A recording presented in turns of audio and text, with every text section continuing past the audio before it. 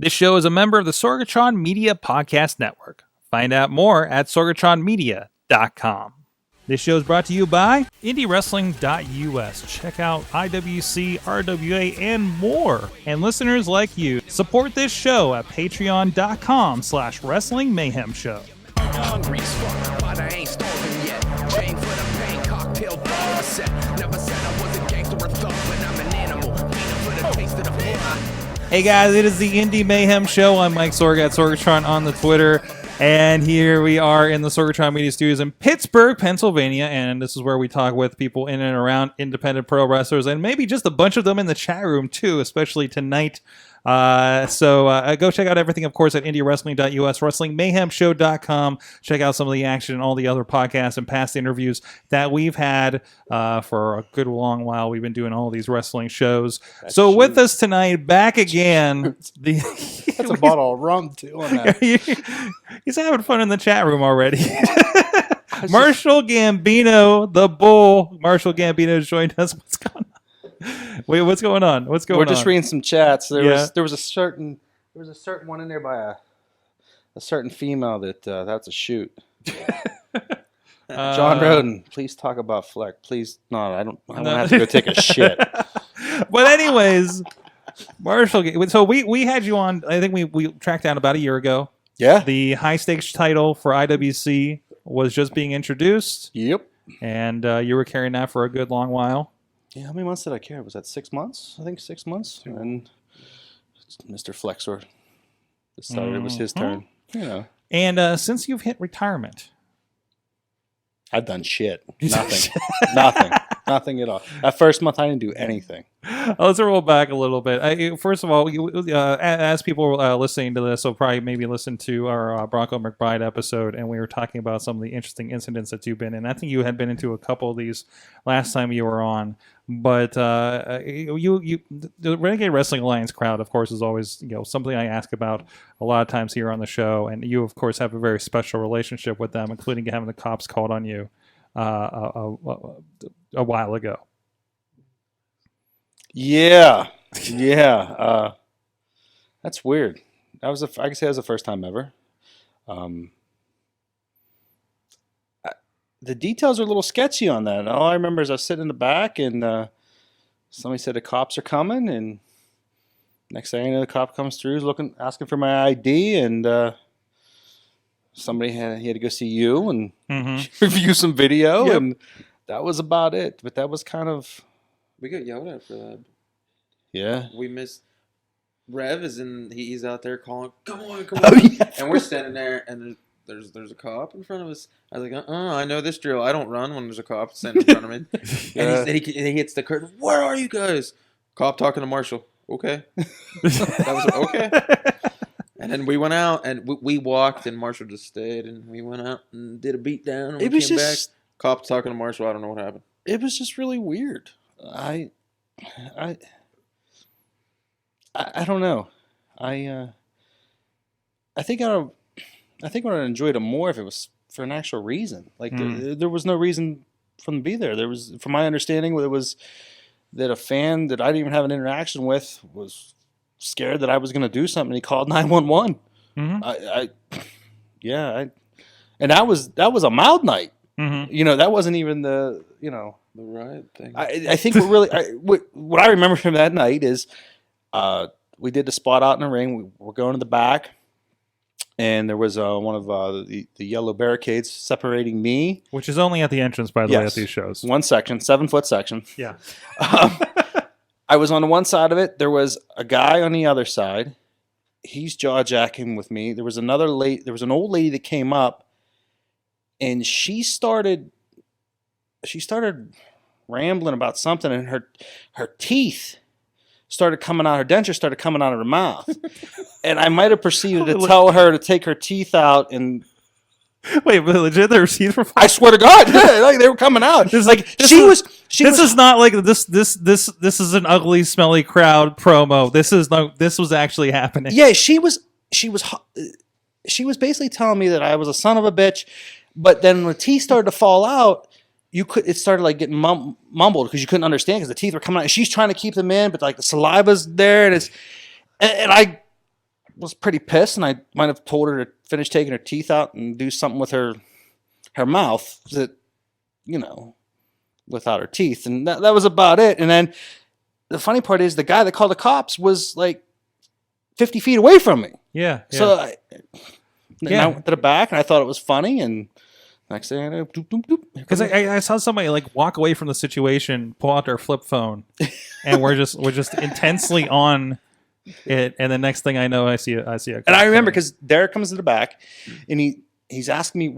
if I did anything. I didn't touch anybody, and he goes, "I don't understand. What did you do?" Which I said, "If telling an old lady to blow me is like a felony, well then I'm guilty. But that's about it." Like This was after the riot thing too. Yeah. This was nothing. It was well after. Yeah. Yeah. And I'll be honest with you, to go back to that part of it, is when that brawl happened where Hentai and Bronco had to come over. The guy threatened to stab me, which was kind of intense at that point. But which really kind of compounded on it is 2 days later, and I still have the message, I got a Facebook message from that guy telling me the next time I come to the show, he was going to stab me and all this shit.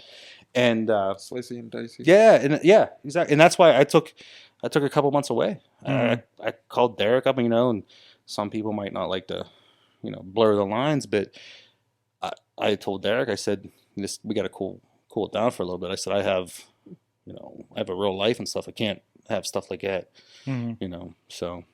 But, and then the first night we come back, the cops get called. They were waiting for it. Oh, yeah. And then but the funny thing is, by the end of all of it, that was Cop fan was really favorite. cool. Well, Yeah. yeah, after that, but I'm saying, like, at the end of my RWA run, the fans were, I guess they loved me, I guess. I don't know. Yeah, you came back around. It was kind of amazing because they loved you as much as they hated you, it seemed. Yeah. When it came back around, because I think you showed up, you had a high stakes championship, like maybe you beat up some of the Alliance members or something, right?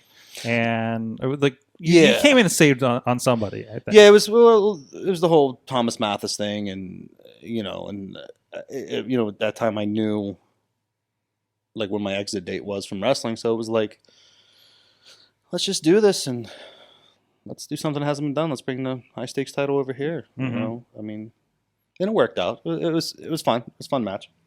Awesome. So from there, you did have your again, you had another run doing a lot of things that probably put me at danger at ringside at IWC. Namely, a tables elimination match. Oh yes. Yeah, Yes. yeah.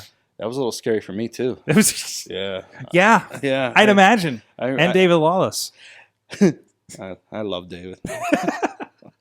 There is something interesting. We were doing a recording for something else for the network, and Pollock and Lawless were talking about how they've been in more table spots in the last year or so of IWC than in their entire careers. Yeah, I mean, the funny thing is for me is I kind of enjoy doing that more than.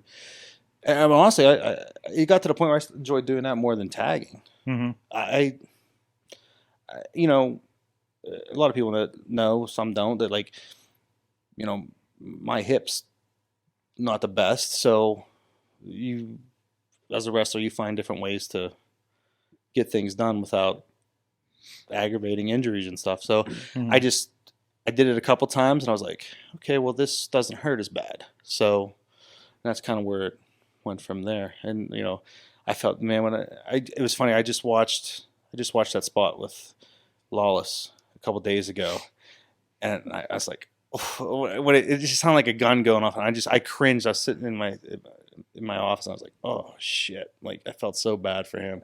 But then you watch it and you keep going, and then there's the table spot with me and Flexor, and the two tables, and when I went through them, I legit smacked my face off the floor. I just remember Craig's he's talking, and I looked at him, and I seen his lips they're moving, but I couldn't hear what was going on. I wasn't processing for a couple of minutes, but I can only imagine what Sean Phoenix feels like. I was just thinking it's more or less the same thing because so just to roll back for people that maybe aren't familiar, the Lawless chair spot we're talking about, you waffled him in the back, but apparently it caught the back of his head, right? Yeah, the upper part of the chair, and I didn't, like I said, I didn't plan for it that way, but it caught him like in that fat round part of the back of your head and busted him just right open away, and. Yeah, that wasn't fun. and then the finish, I think you had 2 tables stacked on the outside. Yeah, one was between the apron and the barricade, and then there was one on top of that. And what happened is the tables were a little weak, and they didn't absorb that weight like we thought they were. And when I came down, it was kind of awkward, and I went straight down and just side of my face. Just you watch it, like if you watch it on a video, it just bounces. There was a point where I was kind of slow-mo trying to figure out like what happened, because I watched it in person. I was right there on camera, and it was, it was like... I'll tell you, that hurt a hell of a lot more than when I took, when I speared Corey off the bleachers through the table. Yeah, that. You think that was the most you were knocked loopy? Yeah, well, loopy, yes, but not physical. But the most physical pain is that one legend show where I jumped over and they didn't catch me too right, and I went over the top rope and they like power bombed me right into the metal part of the ring apron, like the ring. Yeah, that's I had lost feeling in my lower body for like about 30-40 seconds. Oof. Yeah, so. Oof. Yeah. I mean, but here's the thing, like over the years though, like it's not something to joke about, but like I've been hitting the head many times with a chair, like, and I get the whole, I call it reboot. Like everything fades out to black and then it comes back. Like, that's happened before, but that was, holy shit. Yeah. I just remember saying to CJ, I was like, is my nose bleeding? He's like, nah. I'm like, okay. Fuck everything else. Wait, this is the legend spot? No, this was the table, the tables to the floor. Yeah. The legend spot. I legit couldn't get up. Like I was telling Craig, it's like, somebody fucking help me, I can't get up, And they wanted to go to the hospital. I was like, nah. But I remember driving home that night. That was a whole from Meadville, dude. Like when you, like, it's 3 hours. Yeah, like it's just it's like sitting on a toilet outside for 3 hours. It hurts like hell. So you were closing out your IWC career there with a cage match, which I had the fortune to be inside the cage with you. That was the first time for you. That was the first time. Broke your cage cherry. Yes, because about a week or so before, I was doing something with Chess Flex, or I think we were driving in our show, and he's like, "What do you think about being in the cage?" And I was like, "Well, oddly, with you two, I trust more than anybody else." What's funny is, so my wife taped the whole match like on her phone, and before you had processed all the stuff, so I watched it that night, and I even sent the Flexor, and I was like, honestly, this is like shit. Like I wasn't happy with it, and I don't think he was either. But then when you brought out your video and the commentary and everything, like the finished product, I was like, it's a whole different match. I was like, it looks 100 times better than what the original video that she shot was. And I was just like, I told him, I said, thank God. I said, thank God for guys that know what the fuck they're doing with the taping, and even like Dombrowski and him on commentary. I said, like, it's a whole different presentation. And it makes us look 10 times better than what we really are, honestly. Yeah, it can make or break. Yeah. And, if anybody said, and I really feel this way, anybody go out there and said they wrestle and they're like, oh, that was the greatest in the world. Watch it back without the production, and then watch it with the production. You'll be like, you just get blown away. It's like, I don't know, because I'll be honest with you, like, nerves were going in that. Nerves were so, my stomach was upset. I was just, I know he was nervous, and then there was a lot of backstage bullshit going on with that match. We just amplified everything. And I remember, like, when they're doing announcements for us to come out, I'm like, I sit in the back, I'm like, this is gonna be shit. Like you just get that feeling, and then watching it. Well, like I said, I was like, oh well, I feel a lot better now. But because really, I mean, everybody's pretty smart. We go in there was really no game plan. Mm-hmm. Let's see what happens. And then the funny part is we're in the back and we're like, I remember Flexor saying, well, what if I throw a chair and like you move and it accidentally hits Sorg or something? I was like, well, if he didn't have that camera in his hand, I was like, we could consider that. I was like, but let's not break any equipment. Yeah. I said, Sorg's already went down that road once. Mm-hmm. Mm-hmm. Still trust them too? You hear that? Still trust them too? But no, it was good. Yeah, I mean, it was fun. Yeah, I was a little concerned when the table was caught on fire, but yes. I mean, I honestly, I didn't like I remember we kind of talked about that, and like Plummer didn't know, of course, and I was like, this is either going to go over really well, I was like, or this is going to be a total disaster. And I the funny part is I hit Craig selling, and I'm laying there, and I hear out of the corner of my ear like you're on fire, and I'm like, well, I'm not on fucking fire. And then after watching it, you see Flexor's leg catch on fire, and he's like, I'm like, and then he rolls over, he pins me, and Craig's still selling. I'm like, Craig, fucking go. And you're laying there, and all you smell is lighter fluid. Yeah. You're just like, okay, well, I'm not getting hot, so okay, everything's cool. But there was a little secret, I don't know if you knew this. So we had went to the ring. We had 30,000 thumbtacks in a bag. Yeah. We never pulled them out. But we had them. It was funny. And I don't care about it. At this point, kayfabe's dead.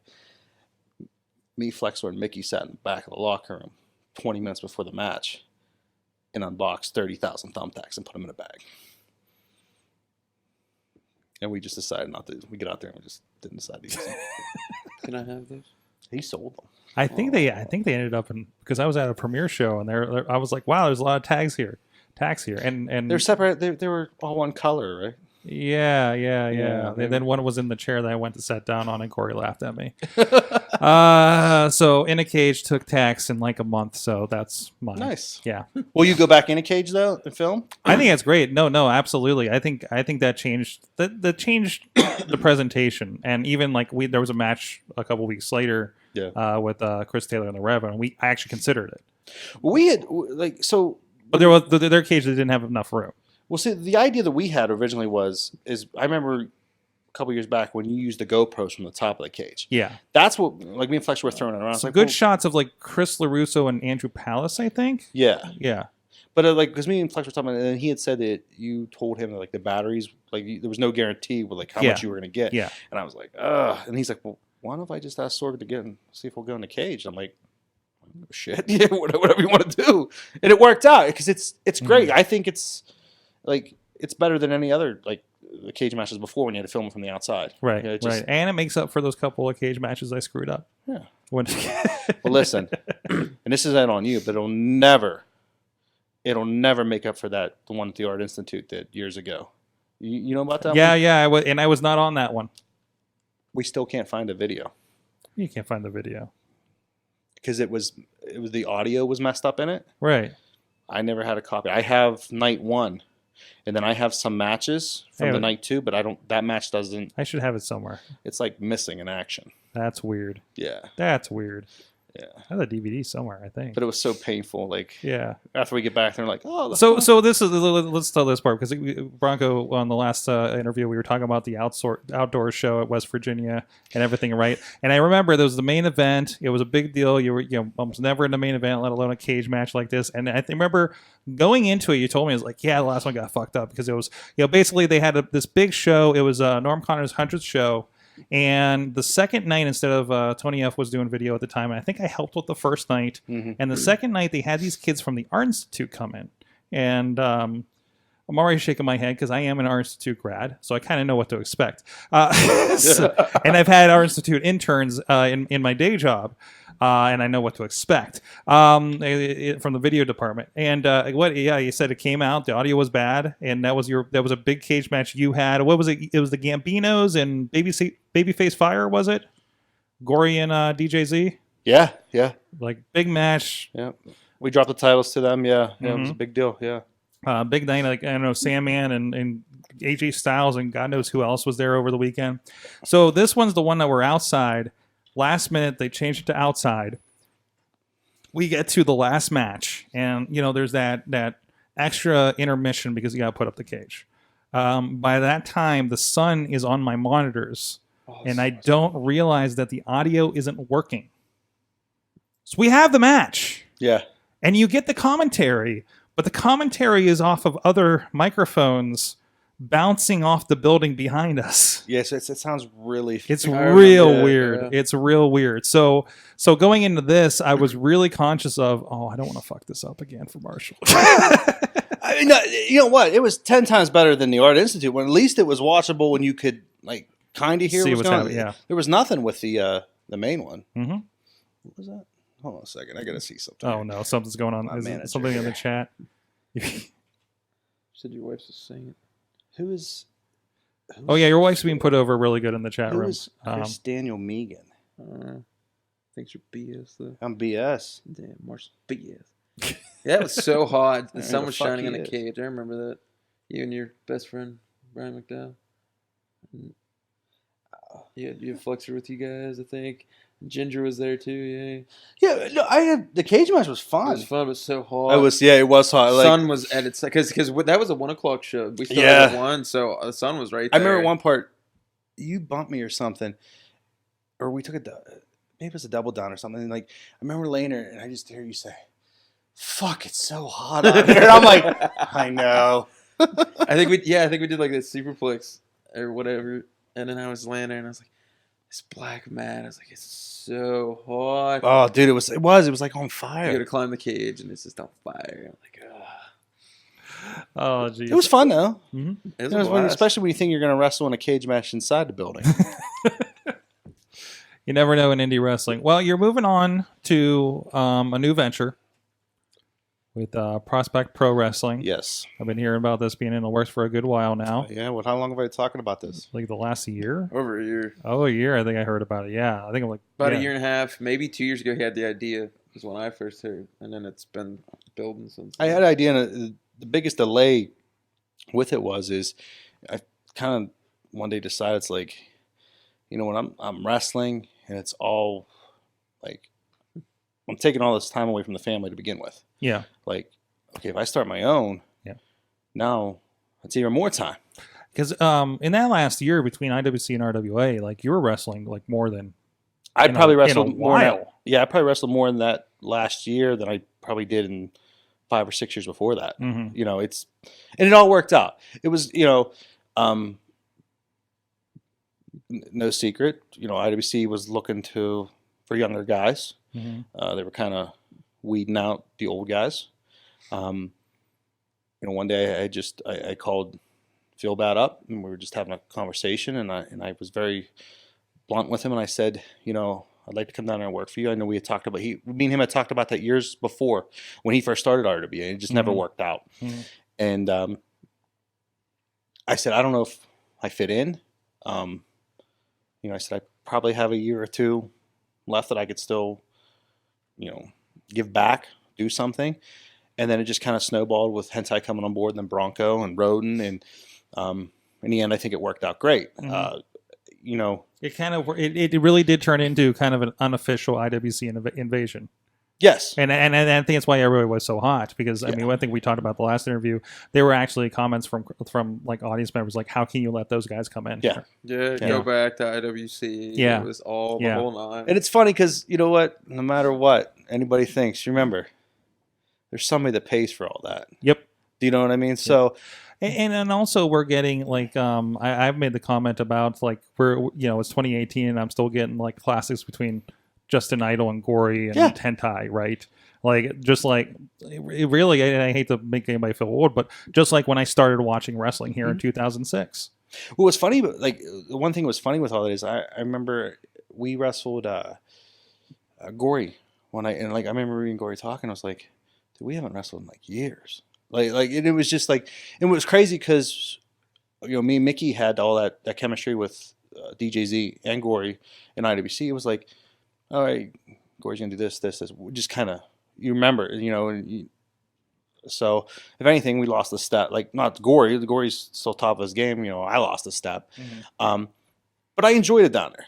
It was different. It was something to me new and fresh. Not the same old kind of thing. And there was a little bit more Cops and riots. Cops and riots. There was a little bit more room for creative input. All worked out. And then in the meantime, all that was going on. I thought I was kind of out with IWC, and we had talked about the high stakes title. I had talked about doing that when Chuck Roberts still in the company, and we had plans to resurrect that title right before I had my shoulder surgery. And when I went in for the surgery, me and Chuck decided that let's not do that right now. It's not a good time. Blah blah blah blah. And when it was kind of put on the back burner, Chuck sold the company, and I had talked to Justin a couple times about it, like the legacy of it, and kind of being a good title for mid card guys to work towards. That guys that necessarily shouldn't be wrestling for the Super Indy title or the World title, or just give something for the younger guys to chase. And then it just kind of went from there. I designed the title. We sent it off to be made, got it back, and the rest is fuck you. But the rest is, it's history. It's good. I think Flexor, as far as I'm concerned, Flexor should have it for as long as he can carry it. He's a good representative for it. The title is gimmicky. That's what it was for. There's always a stipulation on the mat, like for the match for that title. It's something different. People can steal the name and copy the title, but there's only really one high stakes title. Do you know what I mean? Yeah. So I'm glad to be a part of that. I'm glad that I could part of that. Like, I had something to do with bringing that back, to pay homage to the guys like Shirley Doe, Boomer Payne, guys that have had that title before. So I had fun with that run. I enjoyed it. It was probably outside of the major run that me and Mickey had with Shima and Gory. That's probably my favorite run with that. I enjoyed that last 6 months immensely. I was always having fun with it. So, but then, like I said, I knew there was time to, quit wrestling month to month. Now, that doesn't mean I'm done totally forever. It's just I'm not doing it every month. And then when I knew I was finishing up, I was like, well, I want to do something to get back to guys, like the young guys. I sat around and I see a lot of young guys in the last couple of years that would come out of school and get a shot here or there, but never really got a chance. Like, as far as I'm concerned, you need, like, when you start out, you need as many reps as you can get. Right. I don't give it, like, I really don't care where you wrestle. Like, a lot of times Black Diamond, they used to get a real bad rep for, that's not the best. Well, you know what? That's where me and Mickey honed our characters at down there. Without them, there wouldn't have been no Gambino. And a lot of people have. Yeah. And a lot of freedom down there. Yeah, you get a lot of freedom. And It's been Black and Diamond has been a constant when I'm talking to people from the Pittsburgh area, it seems. It's one of the reasons that we started looking at them and started working with them as far as our stuff here. Yeah. Because I think there's a lot of good stuff there. There's a lot of stuff building, of course. And they got a really interesting presentation and philosophy on things down there, too. So it just hasn't gotten in front of more people than are getting down there. They're kind of in an isolated area. Absolutely. In a sense. But, sitting around, I thought, well, what can I do? And, it's no secret, Bronco and I worked with 5 Star Well, it's Wrestling. not now. Well, but, our philosophy that regardless of who owned the company or what was, when we were in East Brady, me and Bronco were calling the shots there. And we were giving a lot of guys, chances. And, like, I know he's the same way, he feels the same way. Like, one guy that I take credit for is Remy. Like, Remy LeVay. Before he started working for us in East Brady for 5 Star, he really didn't have a persona or a presence. And it was because nobody was giving him the chance month after month to craft his skills. So we started doing that, and, like, in the 6 months that we were doing that, like he was like a different person. And now look what he's doing. I worked with him part of it. Yeah, it was fun. So I said, well, you know what? I have 16 years in a business. I basically helped Norm Connors a lot of times, helped Chuck. I've helped Plumber. That's the other thing. I still work for IWC. I just work behind the scenes, right? Mm-hmm. So, but now I want to do something that's gives back to the guys that don't get the reps like they should. My philosophy on Prospect Pro is, you're a young guy, come work for us. Like, you don't have to be the greatest, but we're going to put you with guys that have the experience that could lead you to be great or better than what you are. Some places, guys come out of school, okay, well, you're going to go wrestle with another trainee. Well, that's great, but to me, that's nothing. You need to work with guys that have been doing it for a long time. And that's what we're doing. Like, we're going to have a couple storylines. Right now, there's no titles. There's nothing like that. It's just guys coming out there trying to put on a good show in front of people. We made the tickets affordable for people. Like, you're not going to see all the big indie names. Once in a while, we'll bring some guys in, but it's for the local guys. And we want people to come out and see these local guys, give these local guys a chance. Honestly, when I came up, like, we didn't have a lot of opportunities. Thank God that Norm, like, we had constant bookings, on IWC shows. And that's one thing that some guys in the area, they kind of fail to remember is, for whatever reason, if you're on a booking committee or you're doing this or that for the promoter and you're getting booked every month, great, good for you. But how about the guy that doesn't get those opportunities and maybe gets to wrestle once every 3 months? Not because he's a bad guy. Just there's no room, or you're trying to put yourself in that position. You know what I mean? Like, it's just... And maybe guys that aren't ready to travel yet, right? Yes and no. Okay. I know a couple of examples in my head. I'm not going to name names, but there's a couple of examples. The guys that should be wrestling more. Mm-hmm. Like, they're good. But there's too many people in the car, or there's too many egos pushing themselves, or whatnot, or they're not being used the way they should, or they're wrestling other trainees that have the same amount of time. No, they should be. You want to that's your future. Like, it doesn't matter. Like, I only had so many years. Bronco has only so many years. A lot of the guys don't have so many years, so many bumps, as we call it. You need to be cultivating and molding these new guys to get to that level that, when it's time for you to go, somebody's there to kind of continue it, right? And there's enough wrestling companies in the area now. That's the crazy part. Like, regardless of people like, oh, this place is bad, or this place, everybody's like has this place to wrestle. Get out, I just want to do it a little bit differently. And there's good talent at all of them. Yes, like I can say that across the board. There is good content, definitely good talent at about every wrestling company here in the area. Yes, everybody, like, I'm not a fan of some of them, but that's just me, right? That's my personal opinion. But that's not. There's a lot of different philosophies going out there too. But that's not a reflection of like the wrestlers. No. That's my thought on the company itself and how it's being run, not the workers themselves. Mm-hmm. There's a lot of guys like Lee Moriarty. Moriarty. Yeah, Moriarty. I'm sorry. Just here the other night. Yeah, no, like, I'm a fan of his. Like, like a lot of these guys that come out, I do watch Rise. Like, I see the guys that are going out there. Like I said, mine's like Derek. He has the open door policy. I have an open door policy too. Like, we're just starting out, but it's not like this is a one and done deal. Mm-hmm. Like, I plan on being around for a while. And if anybody wants to come and work for us, great. I want different guys. I want to see matchups. Like, my thing is like our main event, Roden versus McChesney. Like, to me, like, that's great. Like, I want to sit and just watch it. Like, it's never been done. Nobody's done it. Mm-hmm. Like, let's see some matchups that hasn't been done, And if it comes down to a point where, oh, I work for here and, oh, well, he don't let me work over here. Bullshit. We're all wrestlers, right? It shouldn't come down to that. Like, if one guy's running here and one guy's running here, who cares? Mm-hmm.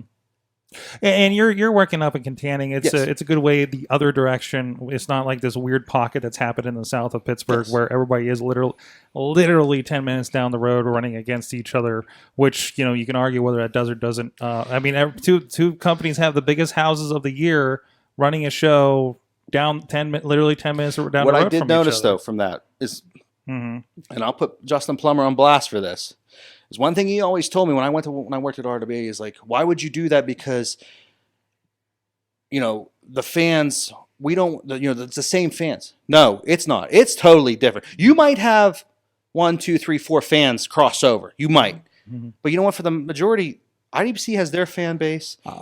RWA has their fan base. Here's RWA fans don't like IWC. No, I have been told that Super Indy is boring by RWA fans. Yes. Like it's a different philosophy. It's a different type of thing. Yeah. And you guys are able to poke at those fans in different ways than you do an IWC fan, right? Well, and the best part about it is like, we did this years ago when we were traveling in Ohio, but it worked perfectly here. I can go to RWA and be a total asshole, and I'll get the reaction I want. It's more of a Southern feel, old school. Yeah. IWC, I love IWC. It's my home, but they're a bunch of smart marks. And it's like, if you're not out there flipping, and doing all the flashy stuff, they don't care. Like, I could go out to RWA and just basically say, hey, piss off, and I'll get tremendous heat. You go to IWC, you can't do that. You piss off. Oh, I need a 450. I need or you need to kill yourself. Which, yes and no. It's a different philosophy. It's a whole different philosophy. But that's what's nice. One thing, and I will tell anybody, if nobody's checked out Revenge Pro up in Erie, you need to, because what they're doing up there is something unique and it's awesome. Like, and I'm proud to be a part of it. Not that I'm wrestling on their shows, but I do help behind the scenes with them, and it's great. I think I've done 4 shows for them now. It's a different product. It's a fresh feel. I recommend anybody just go check them out. It's with John McChesney and Aaron Draven and Jamie and them are doing up there something just totally unique. Good. Optics, at least, like seeing what they're doing in any videos I see, pictures or anything, it does look like You need to get them it's on got a your little network. intrigue. We'll have a discussion about that somewhere down the line. But no, it's good. It seems like everything's fresh, everything's hot right now, and there's a lot of opportunity there. You get in a new area, and it looks like some really fun matches. I'm loving the matchups that are coming up here. One thing is I am firmly secure with the matches that we have on December 15th. Every match is providing something different. But one thing, at the end of the day, the buck stops with me. I don't have a bunch of guys sitting around putting matches together. It's all coming from me. So if it comes off shitty, come tell me about it. It's on me. I take the blame for it. Like I said, we're trying something new. I think everybody's going to be happy with what we're doing. And like I said, we got some vets. We got some guys right out of the training school from IWC. Got some guys that been around a couple years. A little bit of everything. So it should be a good time. Let's see, a lot here. Like I'm looking at the card right now. We have like Super Hentai, big vet, somebody that you've done a lot of battles with Bulk Nasty. Teacher versus student. There'll probably be a lot of that teacher versus student action. I mean, a lot of these guys have been trainers back in the day too. When's Bronco going to get a shot against DJZ? Let's just say I've had a conversation with DJZ in the last couple weeks. Another one night. Nice. A little oven here. Gambino for president. I love Marshall. He doesn't sugarcoat it. That's my favorite. And if you don't like it, tough shit. That's just the way it Tony. is. But good to see a lot of guys that are making waves in here. I see the Rev is a part of this as well, and somebody that you've worked with in RWA before as well. I'm very excited to have the Rev on the show. He's I love Rev. Like, sometimes he could be a little bit much for me, but I think he's going to fit perfectly in what we're doing up there. That's great. Yeah, I like Rev. He's good. It's going to be fun. Yeah. And he's a promotional machine. He is. Yes. He's always on it. I'm excited that I see that Chuck Roberts is donning the tux one more time. One night only. One night only. Chuck Roberts comes out of the woodwork, yes. I was. I'll be honest with you. When I made that phone call, I was like, "There's no chance in hell," and I'm excited for that. I mean, that's Have a good night, everybody. I was excited when he did somebody's wedding in recent years. So. Oh yes, that's right. Yes, and we were both, I think, working. There was 2 weddings he's done for that for me. What was the other? Hentai and Flexor. Oh, he was at Flexors. That's right. That's right. Yeah, that's right. That was that. Well, that was the day where it was like an entire table of former and current IWC owners. Yes. And like it was like a summit. And then Joe Dabrowski and I don't know, one of the I think it was like Wild Chowder or something. Yeah. Like you have all the owners, and then there was just like you're just like, what are you doing here? That's great. And then I was at the tag team table with you. Yes. That always seems to happen. Awesome. Well, 2PW, it is coming up on December 15th, the first show up in Katanning, PA. Not far. If you guys are in the Pittsburgh area, definitely listen, guys. You're already traveling for IWC Rise and everything in the South. Hey, there's a north of the city, and now there's wrestling there, and you can go check it out there too. So it's about 45 minutes from the city. It's not bad. I mean, that's pretty much from town coming to the IWC. It's about halfway towards me. Yeah. Closer. We could all go to Broncos for the after party. We got a short commute for Bronco finally. Well, thank God. Well, no, but the club might be open back up right Jesus. now. We could have an after party geez. go. The strip club I used to work at burned down like a year and a half ago. Wait, burnt down? Yeah. What did you do? Fire. I didn't do it. Yeah, you're not the only person I asked that. My exit wasn't the best. I chugged a bottle of Captain Morgan and said, "Fuck you, I quit." And then it was just a rough time, but fences were mended, but they're in the process of rebuilding. They should be up. They were wanting to be up this week, but maybe we should do a wrestling show there down the road. There you go. There you go. Brand new building. We have some kind of on a pole match or something. Nobody else is doing that in this area. No, so, I mean, different, right? Yeah, corner of the market. I mean, we're gonna see what happens, man. I'm excited for it. Everybody that's involved, excited for it. Social media is running wild on it. We're getting a lot of feedback from people. Just gonna be a fun night of wrestling. That's awesome. So where can people find out more information about the promotion? ProspectProWrestling.com or Facebook.com ProspectPro Wrestling. There you go. We don't do the Twitter and all that yet. Not yet. We're not that sophisticated. You gotta work your way up to it, especially as a new promotion. We don't have the Sorgatron media behind it. I'm still working up to Twitter. We're trying to get that Sorgatron media machine behind it, but it's we'll have a discussion. It's slowly pulling out of the station. We'll have a discussion as soon as producer Missy gets back from Sorgatron Media West. We're screwed. trying to sign some Northern California promotions. That's it. But thank you, Marshall Gambino. It's been a pleasure watching these 12 plus years of watching local indie wrestling for me. You've been there since day one. Wow, not day one, but I've been there a long time. Well, day one of me watching, I think. You look like that's what I'm saying. Dude, I still remember we used to do this show in a it was on the second floor one time. Yep. It was in a basement a couple times. Yep. One of you was wearing a monkey head. I should have VIP status by now. Yeah, pretty much. I mean, pretty much. We'll buy you a taco. I mean, the only thing you need is you need to get valet out here. Parking. It's an issue. Bitch up here. It's an issue. Well, I thought he didn't tell me the guys across the street were taco vendors. I thought they were going to rob me or something when I pulled in. You got to give that Iggy when you're like. I know. I drew on the one. He was like, "Oh, tacos." My bad, man. That's why the cops are going down by. Thank you so much. Go check it out. And you can check out a lot of the history of Marshall Gambino over at IndyWrestling.us. A lot of action and violence and fun stuff there. And the rest of the Gambino family, too, including Vicky. You never know who might show up at this show. Mm-hmm. I'm just saying. I mean, Jimmy DeMarco is advertised on the card. Mm-hmm. But there might be a couple other family members coming out of the woodwork. You never know who might show up. Awesome. Go check it out. And thank you, everybody, for checking out the Indy Mayhem Show. Again, check out everything at IndyWrestling.us, past interviews and other podcasts at WrestlingMayhemShow.com. And until next time, support indie wrestling.